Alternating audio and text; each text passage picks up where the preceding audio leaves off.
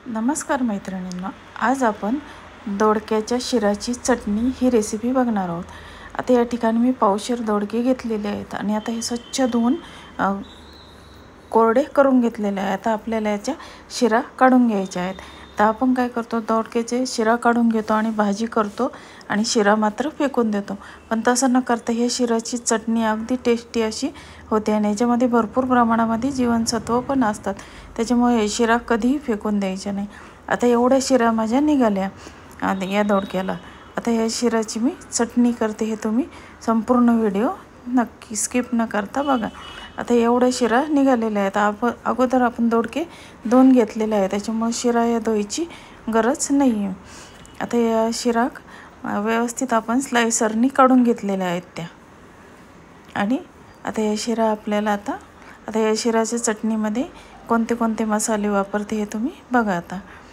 आता यामध्ये मी वापरणार आहे लसणाच्या 7-8 पाकळ्या घेतलेल्या आहेत, थोडे शेंगदाणे घेतलेले आहेत, जिरे घेतले आणि लाल मिरची वाळलेली लाल मिरची घेतलेली आहे। तर चला आता ही चटणी कशी करायची ते बघूया। अगदी चवदार अशी ही चटणी तयार होते आणि तोंडी लावायला सुद्धा ही खूप छान अशी ही चटणी आहे आणि अगदी पौष्टिक अशी ही आहे।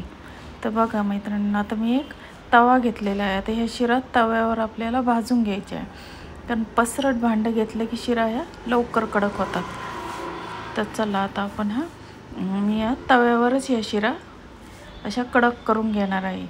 तव्यावर अगदी पटकन 5 मिनिटांमध्ये या शिरा कडक होतात। आता या शिरा थोडंसं मी तेल टाकलेलं आहे आणि आता या शिरा या तव्यावर पसरून अगदी व्यवस्थित अशा आपण भाजून घेणार आहोत। एकदम कडक अशा करायच्या की जेणेकरून याचं पूर्ण पाणी निघून जाईल। आता ही चटणी आपण 1 महिना जरी ठेवली तरी चांगली राहते। या शिरा कडक केल्यामुळे त्याच्यातलं सर्व पाणी निघून जातं आणि ही चटणी भरपूर दिवस टिकते। तर बघा या शिरा आपल्या भाजून झालेल्या आहे। बघा अगदी कुरकुरीत अशा या शिरा थंड झाल्यावर होतात। अगदी हे छान आपल्या कडक भाजले गेलेले आहेत। आता चला याची चटणी आपण करूया। अगदी 5 मिनिटांमध्ये या शिरा अगदी कडक होतात। तव्यावर जर भाजल्या ना तर ह्या पटकन भाजल्या जातात, कारण तवा हा पसरट असतो। आता एका मिक्सरच्या भांड्यामध्ये मी मिरची, लसूण आणि जिरे टाकून घेतलेले आहेत। आता आपण यामध्ये त्या भाजलेल्या शिरा टाकून घेऊया। आता हे सर्व भाजलेल्या शिरा मी त्यामध्ये टाकून घेतलेले आहेत आणि अगदी सुंदर चवदार तुम्ही नक्की करून बघा याची चटणी।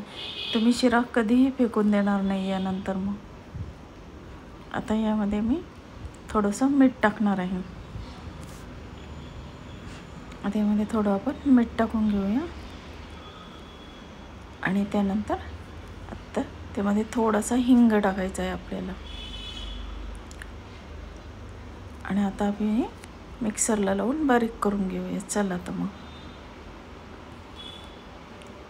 आता आपण ही चटणी मिक्सरला लावून बारीक करून घेतलेली आहे। आता ती सर्विंग बाउलमध्ये मी सर्व केलेली आहे। तर तुम्हाला कशी वाटली ही दोडक्याच्या शिराची चटणी?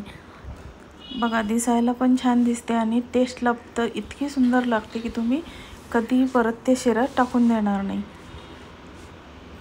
मुलांना सुद्धा ही चटणी खूप आवडते। आवडल्यास लाईक, शेअर, सबस्क्राईब करा। धन्यवाद।